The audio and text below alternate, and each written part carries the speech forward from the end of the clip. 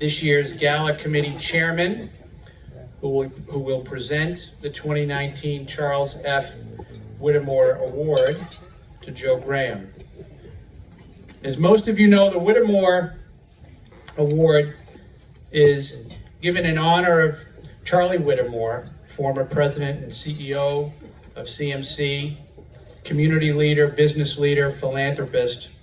And we give this award as a way to not only honor Charlie and his extraordinary gifts to CMC and to the community, but as a way to recognize an outstanding leader who's done many, many things for CMC. And Jeff's going to come up and talk a little bit about this year's honoree. Jeff?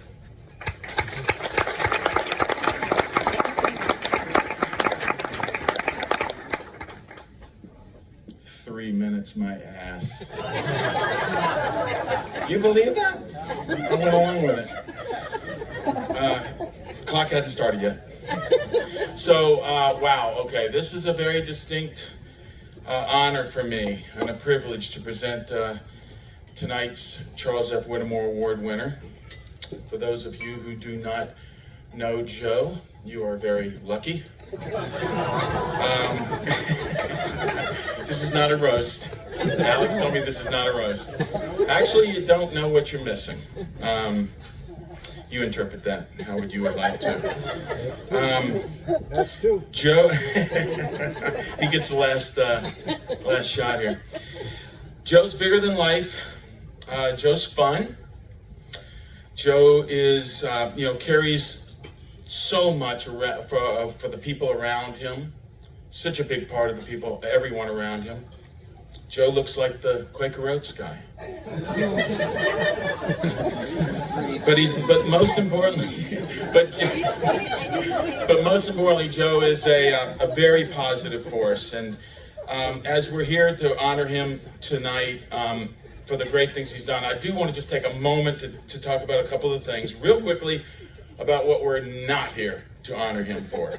For example, we're not here to honor him for his punctuality. I'm actually amazed he got here on time for his own dinner.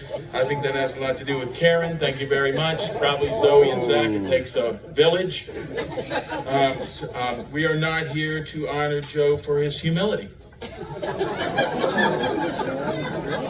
Joe is like, we are like brothers from different mothers, if you don't know that. Joe's one of my best friends. Very short list. And so I can say that. So humility is not one of his things. In fact, I don't know if you know this, that Joe played linebacker for the University of Massachusetts. And if you may not know that he sacked and intercepted the legendary Doug Flutie in the same game. That's how you wanted me to say it, right, Joe? Joe wrote this thing for me. But as far as your humility goes, I have heard that story about 100 times. And every time he tells me, he says, "Did I ever tell you that I sacked Doug Flutie?" I said, "Yeah, Joe, I know." And we are not here to honor Joe for the progress he has made with his golf skills. I'm sorry to say. Here in the beautiful, I am reminded by the beautiful setting here at the Manchester Country Club. And even he would admit that this year's golf tour, summer 2019, didn't do anything great for his handicap. But what we are here to honor is a man who is a great leader. And someone who is about the team around him much, much more than it is about him. We're here to honor someone who has made a tremendous impact and a tremendous contribution to CMC, most importantly.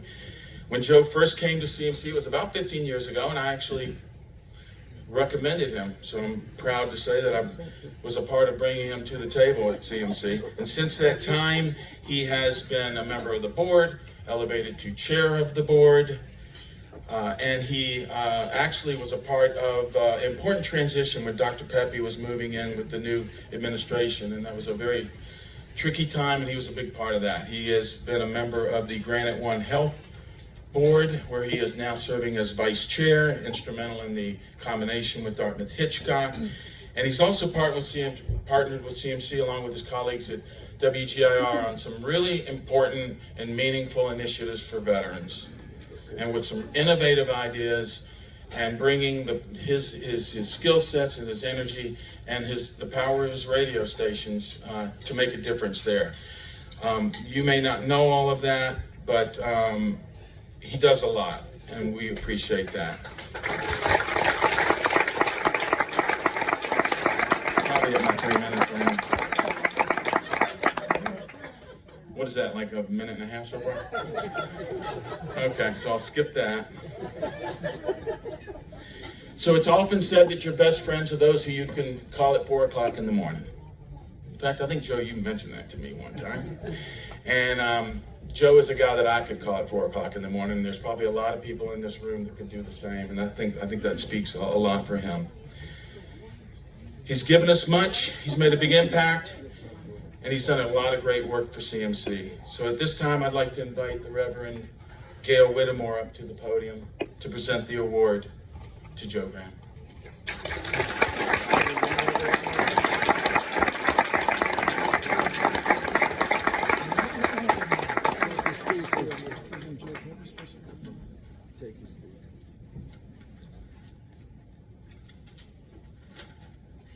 On behalf of CMC, it is our honor to recognize Joseph Graham with the 15th Annual Charles F. Whittemore Award in recognition of his leadership and his contributions to CMC.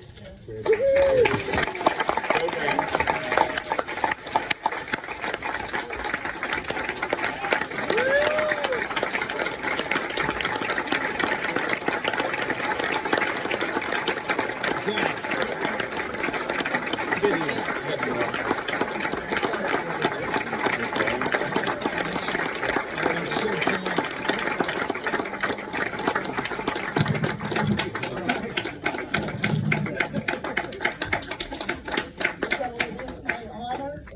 Pleasure to hand you this award, reminding you of all that is finest in you. Thank you very much.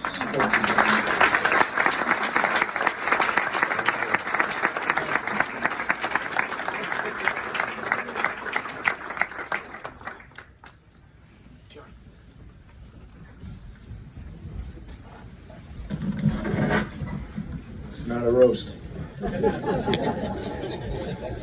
I guess, thank you, Jeff.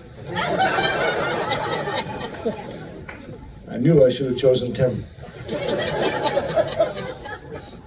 I want everyone that's been at this dinner in the past, rest assured, there is not a silent or live auction tonight. And let me take this moment to apologize to Andy Cruz, Jason LaCroix, and Joe Riley for the abuse they took X amount of years ago with this auctioneer, and you've more than made up for it with all your donations to the community since, so thank you very much.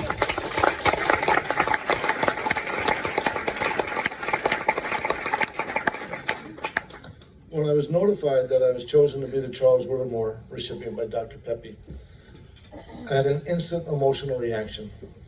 To understand why, I need to share with you how I got involved with healthcare, in particularly Catholic Medical Center. Joe Riley, not Jeff, someone who I looked up to with admiration for his leadership, not only in business, but also in the not-for-profit and local community leadership roles that he's played, was the CMC board chair at the time and extended an invitation to me to join the CMC board of directors. I didn't respond right away, as I was relatively new to New Hampshire and focused on my iHeart responsibilities, and was not sure that I had the time necessary to properly serve on the board at that time. I was told it would only be an hour a month or maybe 2. Anybody here that served on a board, is that true? We know that. It was not even close. On a more serious note, it was during that time that a man as dear to me as my father was fighting for his life in a hospital in California. It was my Uncle Raymond Carley. This was not the first time Raymond Carley was fighting for his life. It was not the first time that he relied on his courage determination, and unwavering faith in God. In March 1944, as a navigator of the flak ductor, which is a B-24 bomber, Ray and his crew were in a battle over the skies of Germany. Their mission that day was a Daimler-Benz factory outside of Berlin that was producing plane engines for the German Air Force. The flak ductor took heavy fire, and while leaking oil out of the right wing and gas out of the left wing, released its bombs on a secondary target and tried to make it back to base. Unable to do so, the pilot made the decision to emergency land in a field near the German-Holland border. The crew was taken prisoner by German forces. Ray and the rest of the crew were POWs until the end of the hostilities 14 months later in May 1945. In the years after the war, Ray became an engineer for the U.S. Steel Company, helping to build the Newport Bridge before moving his family to Seal Beach, California. A series of family events reconnected the East Coast Grahams and the West Coast Carleys, and I established a bond of love, kinship, and trust with Helen, Christine, and Kathleen that I cherish to this day. Kathleen and her husband John came here from California, as did Christine and her husband, retired Lieutenant Colonel Special Forces Patrick O'Rourke. I'd just like to say thank you guys for being here.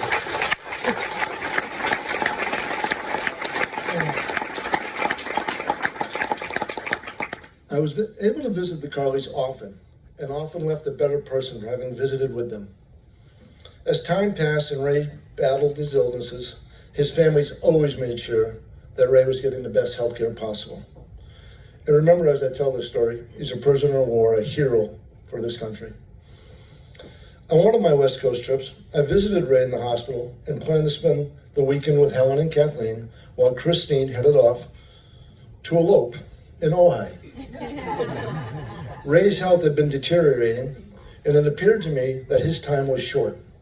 The caseworker had assured his family that Christine could go ahead with her elopement plans, while Helen and Kathleen worked with the caseworker to arrange for Ray's return home that Monday and begin recovery. Ray passed away that weekend, not long after Christine and Pat exchanged their vows. I am certain his faith in God gave him the strength to rise on eagle's wings and shine peacefully on his terms, knowing his family would be cared for and loved by those they now shared their lives with. I left mourning a reluctant American war hero. I also left wanting to better understand healthcare challenges for patients and their families. I joined the CMC board that month. My job continued to allow me the opportunity to visit with Kathleen, Christine, and Aunt Helen, who survived for 12 more years but clearly missed the love of her life.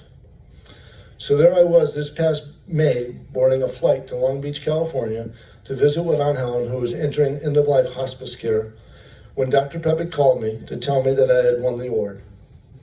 I almost didn't take his call, as I was literally on the jet bridge for my flight, thinking it might be something regarding the recently launched collaboration with Granite One and Dartmouth Hitchcock. I answered. But you have to recognize his relationship Dr. Pepe and I have to understand the emotion that flowed out of me while talking with Joe. We spent a lot of time together in Joe's first year as president of CMC. It was a reluctant but confident Dr. Pepe who accepted the position after Joe Riley, our search chair, and I spoke with him about the search committee's decision to choose him as the next president of CMC. I think I can say with a lot of confidence that the leadership of Joe and his executive team of Alex Walker, Ted Dudley, Carol Ann O'Sullivan, and Bill Goodman, as well as many others throughout CMC, got them through a very difficult transition time period.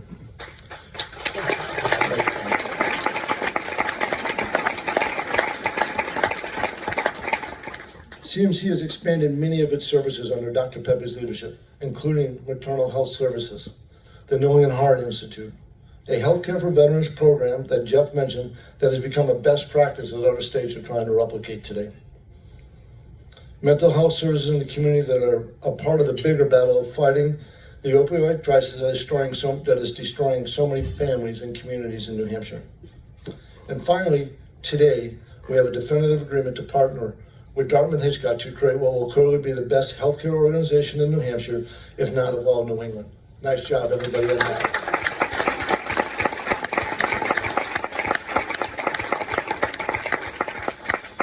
I know the Bishop left, but we owe a big thank you to him for his courage and leadership with Catholic healthcare and recognizing that New Hampshire needs relationships like this with Dartmouth-Hitch to provide the best possible healthcare for our citizens. And he was just so instrumental in so much of what's happening today, and we can't thank him enough for his courage. While I am thanking people, it'd be very remiss if I didn't thank Carrie Dagan for all that she's done. I've met her very early on in my work at CMC, and you're just phenomenal. I can't thank you enough on behalf of CMC.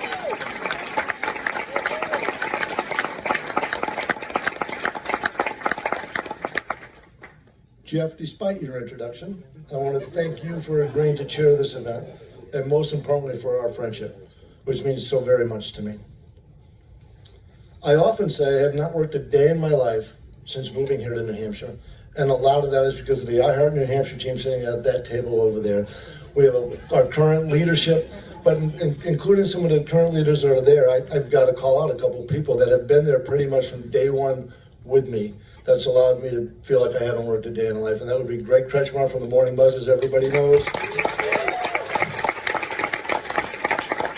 Ken Neenan, our chief engineer, that keeps us going every day.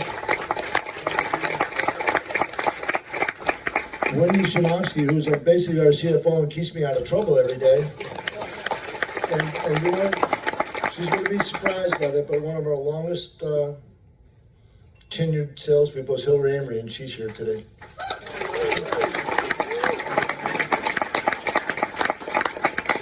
I want to acknowledge Mike and Tricia Benton, Rick and Renee Botnick, and Tim and Mandy Becker, who embraced the Graham family when we arrived in Bedford in 2004, and have given us not only unconditional love and friendship, but also showed us how to be brave, relentless advocates for our loved ones, and most importantly, as Jim Valvano said, don't ever, ever give up. Love you guys.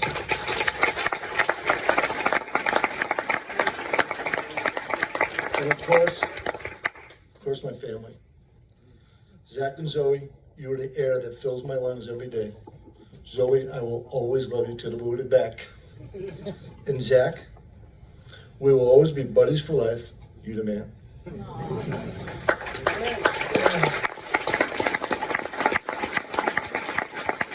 And to my wife, Karen, the heartbeat that keeps me alive every day, thank you for all your love and patience.